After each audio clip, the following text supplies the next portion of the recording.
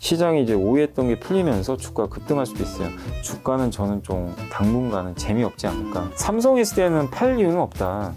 2차전지 광물 회사는 여전히 좋게 보고 있어요. 그래서 그 대표적인 회사가 포스코홀딩스랑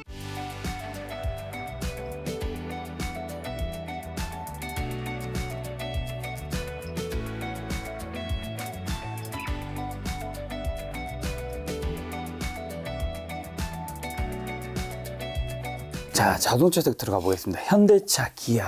현대차는 그거 아세요? 11월에 맞아요. 제가 이 얘기는 못했는데 아까 잠깐 못했던 거 11월에 수익률이 가장 안 좋은 거 중에서 베스트 5 안에 들어가는 거 중에 자동차래요. 11월 한 달 동안. 지금 보시면 현대차도 그렇고 기아도 지금 되게 못 갔습니다. 너무 안 좋았죠. 예. 지금 이렇게 부진했던 이유는 뭐 주식시장이 좀 올라갔잖아요, 사실은. 근데 이제 자동차가 좀 이렇게 못 가는 이유 중에 하나는 경기 침체가 올 거라는 네, 생각인가요? 맞아요. 그 재고 때문에. 주문 취소한다면서요? 취소하는 사람도 많고 그리고 대기도 너무 기니까 그거 이거 언제 받냐 이런 얘기도 있고 또 중고차 가격이 떨어졌어요, 많이. 중고차 가격이 떨어지면요 신차 가격도 같이 떨어지는 경향이 있어요. 그러면 가격 떨어지죠. 또 사람들이 차 취소하죠. 그럼 어떻게 되죠? 차가 만약에 안 나가면, 많이 안 팔리면 재고는 늘죠. 재고 늘고 중고차 가격 떨어지면요 이 판매 단가에 영향을 주니까 물량이 줄고 판매량도 줄어요. 그럼 매출이 줄겠죠.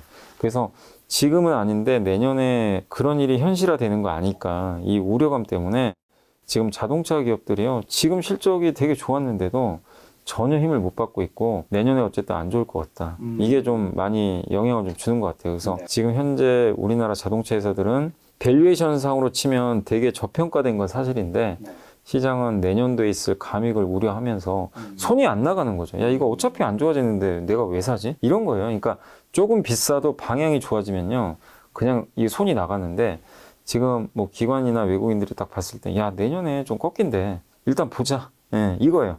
우선순위가 밀려버리는 거예요. 근데 이제 이런 것도 똑같아요. 여러분이 딱 생각하셔야 될 게 아까 서두에 중국 소비주 한번 말씀드렸죠. 현대두산이 그렇고 지금 많이 빠졌죠. 그러면 투자 기회는 맞거든요. 여기서 내가 잘 들어가가지고 몇 달 기다려서 회복되면요 수익이 나겠죠. 그럼 여기서 이제 고민할 게 자동차 안 좋은 건 다 알아요. 아니까 좋아질 수 있을까를 이제 한번 고민을 해보는 거예요. 내년에 좋아질 게 뭔가. 자, 재고 늘어나서 안 좋아. 자동차 가격 떨어져. 이거 알겠다. 그래서 지금 주가니까 그럼 이게 실적이 그럼 좋아질 수 있는 게 뭐가 있을까? 첫 번째가요. 시장이 좀 간과하는 것 중에 하나가 자동차도 철강 제품이나 각종 부속품이 다 원자재가 많이 들어가죠. 원자재 가격이 많이 떨어졌어요, 최근에. 그러면 원재료 비용이 내년에는 올해보다는 떨어지거든요. 그럼 어떻게 되냐면 원재료 비용 감소 효과가 생겨요. 그러면 비용만 줄어도요. 이게 이익이 당연히 늘어납니다. 예. 그걸 좀 간과하는 부분이 있어. 그러면 그게 만약에 시장에서 만약에 반영이 된다. 그럼 주가 한번 업사이드가 나오겠죠. 그래서 내년에 철강이라든가 이런 이제 원자재 가격이 지금처럼 계속 안정화가 되면 이 부분이 언젠가 한번 반영될 수 있고, 두 번째가 지금 제일 걱정하는 게 미국에서 전기차 안 팔리면 어떡하지? IRA 법안 때문에 이번에 그 현대차가 보조금 혜택을 못 받잖아요. 1,000만 원 정도. 그래서 주가 빠졌어요, 그때부터. 근데 그것 때문에 빠졌는데 그러면 계속 안 팔릴까? 이거 법이 바뀌진 않을까? 근데 지금 몇몇 의원들이 법을 좀 개정한 걸 발의해 놨거든요. 그게 만약에 내년에 좀 바꿔주면 현대차한테는 굉장히 모멘텀이 될 수 있고, 그게 통과는 안 되더라도요, 법이 안 바뀌더라도 잃을 건 별로 없죠. 왜냐면 그걸 반영을 했으니까. 그래서 그것도 생각을 해주시고, 현대차가 최근에 무슨 얘기를 했냐면 지금 전기차 미국에 생산을 지금 당장 못하니까 기존에 알라바마에 공장이 하나 있어요. 요걸 개조한다는 얘기도 있어요. 거기서 전기차 공장으로 바꿔가지고 전기차 생산하면 일단 보조금을 받게 됩니다. 그것도 좀 고민 중인 것 같아요. 그러니까 그런 것들이 아직 주가에 반영이 안 됐어요. 예, 그래서 그런 얘기들이 조금씩 나오기 시작하고, 내년에 또 기아에서도 EV9 같은 전기차 많이 나오거든요. 이런 것들이 조금씩 팔리는 게 보인다면 시장이 이제 오해했던 게 풀리면서 주가가 급등할 수도 있어요. 그러니까 지금 당장을 얘기하는 건 아닌데 그런 아이디어를 가지고 한번 이거 좀 나중에 이런 것들이 발현되면 바뀌지 않을까 하시는 분들은 지금 겁낼 게 아니라 조금씩 일단 담아 놓는 거죠. 워낙 저평가돼 있으니까. 그래서 틀려도 별로 잃을 건 없고, 맞으면 아까 현대두산이나 뭐 코스맥스처럼 또 한번 수익이 날 수 있는 거죠. 단 최소 3에서 6개월은 좀 잡고 기간을 잡고 좀 그렇게 대응을 하는 게 맞지 않나. 그래서 지금 자동차를 버릴 이유는 별로 없는 것 같습니다. 자, 2차 전지 섹터 이제 LG 에너지 솔루션 볼까요? 2차 전지는 좀 다른 게 너무 좋아서 좀 네. 쉬어갈 것 같아요. 그렇죠. 너무 좋아서, 왜냐면 너무나 좋은 걸 다 알고 있어서. 그래서 LG엔솔 아시겠지만 지금 주가가 2배 가까이 올랐죠. 바닥 대비해서. 그리고 현대차랑 정반대. 인플레 감축법 최대 수혜 기업이죠. 예. 그래서 중국의 CATL이 못 들어오면서 미국에서 거의 동무대죠. LG에. 그래서 이렇게 많이 올라왔고, 또 한 가지가요. 올라간 배경 중에 하나가 수급이 좀 있었어요. MSCI 지수에 LG 에너지 솔루션이 유통 물량이 좀 늘어나게 돼가지고요. 비중이 늘어났어요. 그게 언제였냐면 어제였습니다. 11월 30일. 그래서 여기 주가 급등 나왔죠. 어제 종가 올렸어요. MSCI에서 그 어제 종가 기준으로 비중을 딱 올리게 돼 있습니다. 네. 근데 그 이벤트가 이제 다 끝났어요. 수급 이벤트는 끝났어요. 그럼 어떻게 될까요? 주가 오른 이유도 어느 정도 반영이 됐고, 수급 이벤트 소멸되면 이제 좀 매물이 나오겠죠. 사람들이 봤을 때. 여기서 주가가 70, 80 가려면요. 새로운 뉴스가 또 나와줘야 돼요. 이걸 넘을 수 있는. 근데 지금 당장 그런 뉴스는 보이진 않거든요. 그래서 미국의 IRA 법안이라든가 또 미국이 투자 많이 하고 MSCI 이런 것들 다 반영된 상태이기 때문에 주가는 저는 좀 당분간은 재미없지 않을까. 그리고 LG엔솔이 제일 큰 리스크는 이거 같아요. 뭐 다른 거보다 지금 PER이 152배거든요. 너무 비싸긴 하죠. 그러면 뭐 내년으로 볼게요. 내년으로도 78배. 내후년에 55배입니다. 그러니까 이게 뭐냐면 저는 지금 LG엔솔을 이제 좋다고 막 세가지고 사서 도대체 얼마나 수익을 내시려고 하시는지 모르겠어요. 이제 와서. 저라면 차라리 LG엔솔보다는 현대차가 낫다고 봐요. 네. 현대차는 잃을 건 없는데 아이디어가 나중에 맞아 떨어지면 업사이드가 좀 큰데 LG엔솔은 좋은 거 다 알잖아요. 지금 모르시는 분이 없어요. 근데 여기서 더 좋은 게 나와야 돼요. 네. 그래도 업사이드가 아주 많지는 않아요. 그쵸. 비싸기 때문에. 네. 그래서 차라리 LG엔솔은 지금은 저는 좀 오를 때마다는 조금 차익 실현하자. 그 얘기고, 또 기회가 언제든지 와요. 비싸면요, 주가는 참 재밌는 게요. 비싸면 언젠가 가격 조정을 또 해주고요. 싸면은 또 다시 올려주고. 그래서 어느 정도 주가가 좀 다운 될 때까지는 좀 기다려보자. 그래서 삼성 SDI요. 삼성 SDI는 좀 반대인 게 LG엔솔보다는 조금 상대적으로 뒤늦게 올라갔어요. 네. 진짜 되게 못 올랐거든요. 여기 보시면. 한참 못 갔죠. 그래서 뒤늦게 좀 쫓아갔는데 지금 당장은 조금 쉬어가겠죠. 전체적인 2차 전지 섹터는 의견은 비슷해요. 지금 급하게 하지 말자. 네. 좀 쉬어간다. 근데 LG엔솔이 워낙 많이 올랐기 때문에 LG엔솔은 좀 주의를 하시되 삼성 SDI는 팔 이유는 없다. 뭐 별로 오른 것도 없고요. 그리고 삼성 SDI는 왜냐면 네. 밸류에이션상 주가가 안 비싸요. 여기 보시면 삼성 SDI는 26배밖에 안 돼요. PER이. 굉장히 좀 싸죠. 싸네요. 근데 왜 이렇게 싸게 거래가 되냐면 미국에서 투자를 좀 적극적으로 안 하니까. 지금 시장이 원하는 건 미국에 공장 많이 지어서 미국 시장 먹는 걸 원해요. 근데 그거를 LG엔솔은 보여주는데, 야, 삼성은 지금 스텔란티스 말고는 잘 안 보이거든요.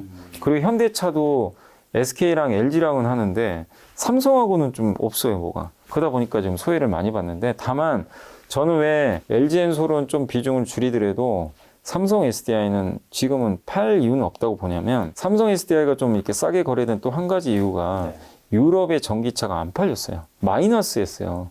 아니, 전기차 시장이 열리고 좋아지는데 납득이 안 가시죠? 네. 왜 유럽은 마이너스지? 성장률이? 왜냐하면 유럽 사람들이 전기요금이 비싸니까 전기차 안 샀어요. 그 천연가스 너무 오르니까, 아니 이게 배보다 배꼽이 더 큰 거예요. 전기차 샀는데 전기요금이 비싸니까, 충전비가. 근데 못 샀는데 최근에 전기요금이 폭락을 했어요. 그럼 어떻게 되죠? 다시 사기 시작하겠죠. 실제 이번에 그 10월 달 그 유럽의 전기차 판매 데이터가 플러스로 바뀌었어요. 11% 증가했습니다. 근데 삼성 SDI는 유럽 비중이 굉장히 높아요. 거기 공장도 있고 하니까. 그러면 유럽이 살아난다. 그럼 삼성 SDI 입장에서 나쁠 게 없죠. 예, 유럽 비중이 좀 높으니까. 그래서 저는 삼성 SDI는 뭐 지금 사는 거는 좀 솔직히 부담은 됩니다. 네. 좀 빠지면 좋겠어요. 산다면. 네.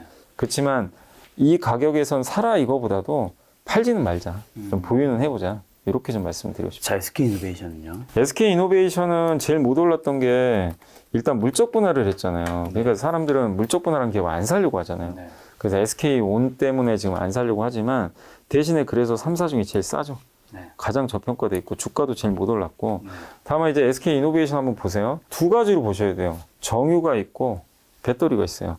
정유는 나쁠 거 없습니다. 뭐 유가는 이제 저유가로 좀 내려왔지만 그럼에도 불구하고 마진 자체가 나쁘지 않으니까 뭐 저유가로 가도요 크게 나쁠 건 없어요. 지금 주가 수준에서. 그래서 SK이노베이션 정유 사업도 돈도 잘 버니까 완충제 역할을 해줄 거고. 근데 SK온의 가치가 올라가야 되는데 이 문제가 SK이노베이션이 왜 이렇게 주가가 좀 부진했냐면 공장을 많이 지어야 되거든요. SK온도 지금 미국에 투자 많이 해요. 그 이번에 또 현대차랑 2조 원 넘는 돈 들여가지고 합작사를 미국에 만듭니다. 그거 공짜로 하는 게 아니잖아요. 몇 조씩 들어가는데 시장에 왜 이게 의구심을 갖냐면 저 돈 어디서 날 건데 SK그룹 돈 많나? 보니까 그게 많은 것 같지는 않은데 돈을 어디서 조달하지? 그래서 이제 SK온이 그 프리 IPO라 그래가지고요. 이제 투자자를 미리 좀 유치를 해요. 모집을 하려고 그랬던데 이게 잘 안 된 거예요. 그때 막 금리 오르고 막 성장주 사람들이 꺼려하고 이러니까 야, 내가 뭐 그 돈 들여가지고 이걸 굳이 왜 투자를 해야 돼? 네. 물러선 거죠. 되게 좀 부진했었어요. 근데 어제죠. 어제 11월 30일 날 유치했다고 합니다. 투자금을 1.3조 정도. 그럼 어떻게 되죠? 리스크가 좀 완화된 거죠. 투자금 리스크가.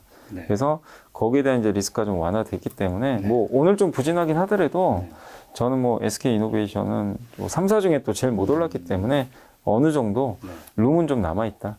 그래서 지금 부정적으로 볼 이유는 전혀 없다. 이렇게 말씀드리겠습니다. 지금 여러 섹터들 보고 있는데 지금 이사님께서 2023년에 꼭 상반기 주목해야 되는 섹터라고 혹시 보신 게 있다면? 저는 이제 저번 달에도 한번 방송에서 말씀드렸는데 제가 그 2차 전지에서 섹터 전체적으로는 조금 슬로우 할 것 같다 얘기는 했지만 그때 좀 언급드렸던 것 중에 하나가 이제 광물 회사들. 네. 2차 전지 광물 회사는 여전히 좋게 보고 있어요. 그래서 그 대표적인 회사가 포스코홀딩스랑 고려아연. 근데 이제 다만 단기적으로 좀 많이 올랐기 때문에 제가 당부드리고 싶은 거는 지금은 사지 마세요. 근데 이제 상반기까지 본다면 기회를 한번 줄 것 같아요. 그래서 포스코홀딩스도 지금 굉장히 가파르게 올라왔죠. 철강으로 간 게 아니에요. 철강보다 이 회사가 리튬 니켈 사업을 하니까 그 광물을 우리나라 같은 경우는 중국에서 죄다 수입하는데 이거를 이제 포스코홀딩스가 도맡아서 해주면 당연히 중국 의존도를 낮출 수가 있잖아요. 그게 좀 올라왔고. 근데 이렇게 올라왔는데도요, 사실은요, PER이 5배밖에 안 돼요. 워낙 싸니까. 아까 LG NC 솔루션과 네, 비교가 되네요. PBR 0.45. 그리고 네. 되게 또 좋은 것도요, 매 분기마다 배당을 1.5%씩 줘요. 그것도 매력있죠. 그래서 쌀 때 좀 들어가시면 좋을 것 같다. 다만 왜 지금 좀 기다리라고 하냐면 좀 많이 올라왔어요. 많이 올라. 한 번씩 누릅니다. 그렇죠. 꼭 이 기업 특징이 있어요. 눌러줄 때 좀 사시면 좋겠고, 다만 저는 내년 상반기까지 봤을 때는 좋을 것 같기 때문에 이 기업을 좀 언급을 드리고, 그 다음에 너무 많이 오른 기업들보다도 또 지금 제가 그 긍정적으로 보는 게 내년에 저는 좀 구리 쪽 괜찮게 봐요. 네. 구리가 산업에 뭐 이 철강도 있지만 건설이라든가 인프라 쪽에 많이 들어가지만 친환경 소재로도 많이 쓰이죠. 구리가 거기도 많이 들어가요. 배터리 쪽에 많이 들어가거든요. 근데 구리를 제일 많이 쓰는 나라가 중국인데 중국이 아시겠지만 그동안 리오프닝 안 하고 셧다운 하니까 구리 가격이 그래서 실제 많이 망가졌어요. 한번 제가 구리는 여기 있거든요. 한번 제가 차트 한번 보여드릴게요. 원자재 보시면 여기 전기동 보이시죠? 여기 만에서 이렇게 7천까지 급락을 했어요. 이때 세계 경제 또 안 좋아지고 이러니까. 근데 중국이 리오프닝을 한다고 지금 이제 발동이 걸렸죠. 어떻게 될까요? 구리 가격이 긍정적이고, 그리고 보통 이 중국이 부양책을 쓰고 나서요 17개월 정도 걸린대요. 좀 오래 걸리는데 17개월 지나면요 그게 인프라 투자에 반영이 된대요. 그래서 구리 가격이 올라간다고 합니다. 이거는 저희 당사 애널리스트가 이제 얘기를 해줬던 건데, 올해 2월에 중국이 이 본격적인 부양책을 시작을 했어요. 근데 여러분이 체감은 안 되시죠? 왜냐하면 부양책 쓴다고 바로 효과 나오는 게 아니라 1년 후에 효과 생겨요. 그럼 내년 3월부터 효과 생깁니다. 1년 지나니까. 그리고 17개월 후면 언제죠? 내년 한 여름이죠. 7월인가요? 그 정도. 그럼 내년 3분기부터죠. 그럼 그때부터 중국이 이 부양 효과가 생겨가지고 인프라라든가 이런 이제 구리 쪽에도 반영이 되거든요. 근데 왜 이 말씀을 드리냐면, 그럼 야, 아직 먼 거 아니야? 내년 7월이면. 근데 아시잖아요. 주가는 항상 선행성. 선반영이니까 그거 확인하시고 사면 안 되고 미리 좀 투자를 해 놓으시는 게 좋다라고 저는 보고 있어요. 그래서 좀 구리 관련된 섹터 보자. 그리고 이미 실패하기 좀 어려운 저는 아이디어라고 보는 것 중에 하나가 중국이 이제 풀고 있잖아요. 실제 벌써. 예, 생각보다 빠르게. 그럼 중국은 인프라를 좀 더 빨리 할 수도 있어요. 그래서 저는 구리 관련주 하면 가장 대표적인 게 일단 첫 번째가 LS죠. LS가 이제 구리 사업 하잖아요. 근데 얘는 왜 이렇게 올라가냐면 전선 사업을 같이 해요. 그래서 같이 올라갔는데 그래도 여전히 좀 싸더라고요. 그렇지만 좀 아까 포스코처럼 조금만 내려올 때 좀 한번 해보고, 구리 관련 중에서는 또 대표적인 게 풍산 있잖아요. 풍산이 이제 구리 회사거든요. 방산하고 진짜 못 갔어요. 올해 보시면 이거 한번 주가 차트 보시겠어요? 엄청나게 빠져 있죠. 그래서 좀 가격적으로는 풍산도 부담은 없는 것 같아요. 그래서 이런 좀 구리와 관련된 기업들도 한번 좀 주목을 해보자. 뭐 다양한 아이디어는 있지만 일단은 이런 두 가지 아이디어는 한번 말씀을 좀 드리고 싶습니다. 자, 포스코홀딩스라든가 고려아이언, LS 같은 경우는 좀 가격이 좀 오른 편이었잖아요. 네. 그것과 별개로 그럼 좀 지금 좀 주가 자체가 굉장히 좀 낮아서 지금부터도 좀 모아가도 괜찮은 주식은 좀 어떤 게 있을까요? 일단 아까 말씀드렸지만 일단 지금은 고배당주들도 한번 볼 필요는 있어요. 12월에 배당주 연말이니까. 그래서 고배당주 중에서는 지금 사실 좀 며칠 전에 했으면 제가 은행주를 소개해 드리려고 했는데 보니까 은행주 요새 또 많이 올랐더라고요. 오르고 있더라고요. 그 보세요. 순식간에 올라갔어요. 여기서 JB금융이요. 배당 수익률 9% 나왔어요. 이 가격에서. 지금은 안 나와요. 올라갔으니까. 지금은 한 7% 정도 나올 거예요. 지금도 매력은 있어요, 사실은. 워낙 빠졌으니까. 그래서 지금은 좀 그렇고, 그래서 혹시 여러분들이 좀 배당주 노리신다면 이게 그 부동산 신탁회사 있죠. 한국 자산 신탁이 한 6에서 7% 정도 나와요. 배당이. 그래서 요거 좀 한번 권유드리고 싶고, 그 다음에 삼성카드. 삼성카드가 한 7% 정도 줍니다. 얘도 배당 꽤 많이 줘요. 근데 배당은 또 배당 락이 있잖아요. 그러니까 이제 그건 괜찮아요. 감안하셔야 돼요. 근데 작년에 보셨지만, 여기 보시면 배당락 맞고 무너졌잖아요. 근데 결국 회복은 돼요. 그러니까 이건 감안을 하셔야 돼요. 그래서 여러분들이 이거 배당락은 반드시 염두를 해두시되, 제가 말씀드리고 싶은 거는 배당락 이상으로 올라와요, 주가는. 그래서 그걸 염두에 두시고 배당주도 한번. 그리고 저는 이 두 기업 이렇게 말씀드린 이유는 워낙 또 저평가되어 있거든요, 둘 다. 예, 그래서 배당 말고도 충분히 좀 매력이 있고, 그리고 한 가지 더 말씀드리고 싶은 거는 가격 많이 떨어진 거 중에서 아까 말씀드린 거 자동차 쪽 괜찮아요. 그래서 현대차, 기아, 모비스, 현대모비스, 그리고 배당까지 원하시면 우선주 있죠.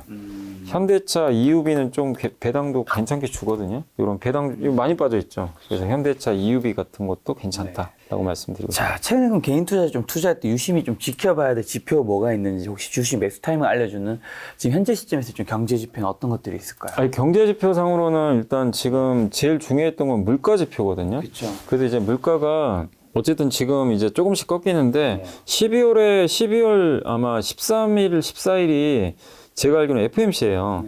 그 하루 전인가 이틀 전이 물가 발표예요. 예, 11일인가 아마 그럴 거예요.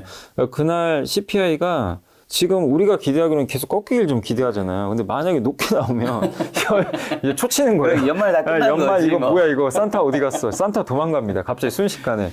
그래서 이제 그게 마지막 고비죠. 근데 이제 암시는 해주고 있어요. 물가 좀 꺾일 것 같다고 계속 나오는데 이게 어떻게 알겠습니까? 우리가 사실 그거 또 발표는 해봐야 되는 거니까. 근데 파월 의장도 어쨌든 그 이제 긴축 속도 둔화를 네, 맞아요. 발언한 거 자체가 그러면 좀 어느 정도 파월 의장은 남들 역시 맞아요. 많은 데이터를 아시니까. 근데 그렇게 했는데 그럼에도 불구하고 높게 나왔다. 이거 이제 또 다시 이제 우리 약간 후퇴해야 됩니다. 그래서 우리가 예상한 것만큼만 좀 낮게 나와주면 뭐 크게 근데 확인은 해야 되니까 그 지표를 여러분들이 좀 주목을 좀 계속 하시면 좋겠고, 또 한 가지 이제 계속 지켜봐야 될 게요. 아까도 말씀드렸지만 미국의 10년물 국채금리 있잖아요. 그래서 요건 제가 한번 여기 한번 보여드릴게요. 그 여기 investing.com 많이들 하시잖아요, 요즘에. 그래서 여기 investing.com 들어가셔가지고 거기서 이제 검색을 어떻게 하시면 되냐면, 요거는 매일매일 좀 보고 계셔야 돼요. 요 위쪽에 검색이 있거든요. 그래서 여기다 10년 딱 쓰면 나올 거예요. 여기 그 두 번째 여기 누르시면 10년물 국채금리 보이시죠? 미국 10년물. 요거 누르시면 여기 3.62 있죠. 그래서 어제보다 2.13% 떨어졌는데 여기 밑에 차트도 나오죠. 많이 떨어졌죠. 요거를 이제 체크하는 거예요. 요게 튀면은 또 안 좋아져요. 그래서 요게 이제 계속 안정화되는지 뭐 이렇게 좀 체크하시면 되겠고, 그 다음에 계속 이제 매달 체크해 줄 중에 하는 게, 여러분이 직접 찾을 필요는 없고요. 매달 한 번씩 그 IT 애널리스트 분들이요. 중국 그 스마트폰 판매량 있죠. 출하량 이런 거를 계속 데이터를 적어줘요. 이게 왜 중요하냐면은 중국 스마트폰이 잘 팔려야 돼요. 그래야 반도체가 살아나요. 그리고 지금 중국이 리오프닝 한다고 이미 이제 나왔잖아요. 그럼 실제 이게 데이터상으로 좋아지는 게 보여야 되거든요. 그래서 이제 한 가지 더 우리가 그러니까 재고가 주는 게 좀 나와야 되거든요. 그러니까 기업 실적 면에서 재고가 너무 늘면 기업 실적이 당연히 안 좋아집니다. 이건 당연한 건데 지금 반도체 재고도 장난이 아니에요. 재고라든가 이런 것들이 한 달에 한 번 정도 애널리스트가 업데이트를 해주거든요. 그래서 반도체 재고라든가 근데 그 선행 지표가 사실은 약간 그 중국의 스마트폰 요거니까 스마트폰이 지금 안 좋아요. 되게 안 좋은데 이게 조금이라도 증가하는 수치가 좀 나와주는지 이런 것들이 뭐 뉴스로도 나오니까 실물 경기로는 그런 걸 좀 체크를 해보시면 좀 좋지 않을까라고 말씀드리겠습니다. 이제 궁금한 게 그 물가 CPI 11일인가 12일쯤에 나오면 사실 이게 딱 그날 딱 낮게 뜨면 이미 증시는 폭등을 하면 시작을 할 거잖아요. 그 말 뜻은 그 전에 내가 낮게 나올 것인지 높게 나올 것인지 어느 정도 예측을 하고 우리가 투자에 베팅을 좀 해야지. 예측은 안 할 수는 없어요. 네. 이 주식 투자라는 게요. 왜 그러냐면요. 이런 얘기들도 많이 하시잖아요. 주식은 대응이다. 그러니까 뭐 확인하고 근데 보세요. 한번 여러분 경험 한번 해보세요. 그러니까 과거를 떠올려 보세요. 확인을 하는 순간요 이미 올라가 있어요. 그러니까 이미 늦으니까. 그리고 또 확인하는 순간 저 밑에 가 있어요. 또 그러니까 이게 팔려고 봤더니 이미 다 빠져 있고 그러니까요. 그리고 확인해서 좋으려고 샀더니 이미 올라가 있고 그러니까 어느 정도 내가 합리적으로 예상은 하고는 있어야 돼요. 그렇죠. 그래서 100%는 없으니까 뭐 몰빵을 하는 얘기가 아니라 그 물가가 이제 어느 정도 안정화될 거를 내 스스로 몇몇 선행 지표들이 좀 있거든요. 그렇죠. 뭐 ISM 제조업 지표에서 물가 지표가 있고 지금 중고차 가격 꺾였고 주택 가격 꺾이기 시작했죠. 이 선행 지표가 몇 개 있어요. 그거는 이미 한두 달 전부터 꺾이고 있었어요. 그럼 그걸 봤다면 그때는 사실 물가가 꺾일 거라고 별로 얘기들 안 나왔거든요. 그럼 내가 그 공부가 돼 있으면 그때부터 예측을 해서 이거 꺾이겠는데 언젠간? 그럼 조금씩 들어가 보는 거죠. 근데 어떻게 됐죠? 실제 지난달에 발표된 물가가 떨어졌죠. 그러니까 바로 튀었죠. 근데 그걸 그날 사시는 분보다는 그렇죠. 미리 예측, 그러니까 실패를 했더라도. 네. 이사님도 물가는 조금 더 떨어질 거라고 보시는 네, 저는 계속 급격하게 좀 떨어지지 않을까 싶어요, 사실. 내년. 자, 그럼 2023년에 돈은 좀 어디로 이동하는지 V 시그널은 좀 뭐가 있다고 보세요? 2023년. 이게 전망들을 많이들 하시는데 달러가 제일 전망이 좀 좋았더라고요, 보니까. 근데 이제 올해는 좀 바뀌지 않을까요? 올해는. 그러니까 올해 실제로 그 달러가 15% 올랐잖아요. 예, 진짜 많이 올랐고. 근데 되게 재밌는 게 작년 이맘때 제일 좋게 본 전망이 뭔지 아세요? 작년 이맘때. 뭐예요? 미국 빅테크. 어떻게 됐어요? 올해는 뭐 달러라고 하더라고요. 그러면은 우리가 달러보다는 다른 쪽을 보는 게 낫겠죠. 근데 실제 지금 달러 어떻게 되고 있죠? 달러 많이 떨어졌죠. 달러 많이 떨어졌네요. 많이 떨어졌어요. 원달러는요. 왜 이렇게 급하게 떨어졌죠? 이제 연준 의장이 비둘기로 하니까 이 달러 베팅했던 사람들이 이제 손절매도 나오는 거예요. 예, 달러도 손절 많이 하거든요. 그게 좀 빠지는데 결국 지금 가장 안 좋게 보는 게 어딜까? 그 대표적인 게 사실 어디냐면요. 가장 안 좋게 보는 데는 중국이에요. 중국이 이제 요즘엔 좀 조금씩 바뀌는데 얼마 전만 해도 중국을 제일 안 좋게 봤죠. 정치 리스크. 근데 중국이 만약에 살아난다면 어떻게 될게요? 우리나라한테도 좋을 수밖에 없는 거죠. 그래서 저는 내년엔 한국 증시를 비롯해서 저는 미국보다 신흥국 증시가 더 낫지 않을까. 중국도 좀 살아날 것 같고 중국이 살면 당연히 우리나라 좋아지거든요. 그래서 그런 면에서 괜찮고 얼마 전에요. BOA라는 데서 골드만삭스였나 BOA 한번 찾아보시면 되는데 그 전망을 했는데 아마 설문조사를 한 것 같아요. 내년에 일단 유망한 걸로 찍었던 게 뭐냐면 1등이 구리였어요. 구리. 의외죠 되게. 구리를 찍었습니다. 그건 뭐죠? 중국 경기에 베팅한다는 얘기예요. 사실은. 근데 그게 아직은 저는 제대로 반영이 안 됐다. 그래서 저는 그런 걸 본다면 우리나라는 거대한 하나의 경기 민감주거든요. 그렇게 본다면 결국 한국 증시 자체가 저는 뭐 내년에 괜찮지 않을까라고. 내년에는 올해보다 좋을 것이다. 네, 분명히 좀 좋지 않을까 이렇게 좀 기대하고 있습니다. 아니, 처음에 자신감 있게 하시더니 마지막에 또 왜 갑자기 낮추세요. 기대를 하고 있습니다. 네. 마지막 발언에 이사님이 올 한 해가 참 쉽지 않으셨구나라는 생각이 드네요. 자, 김작가 TV에서 이제 2022년 방송은 이제 또 마지막인데 마지막 연말 인사 미리 한번 해주세요. 그러네요. 내년 또 1월에 뵐 텐데 그때 이제 또 신년 인사 드리겠지만 아무튼 뭐 많은 사람들이 올해 힘들었잖아요. 근데 이제 연말 되면서 좀 좋아지는데 결국 주가는 방향성 같아요. 방향성 같은데 그동안 시장을 괴롭히던 방향성이 바뀌었잖아요. 물가, 금리 이런 것들이. 그리고 중국도 이 바뀌니까 시장이 그냥 가볍게 가잖아요.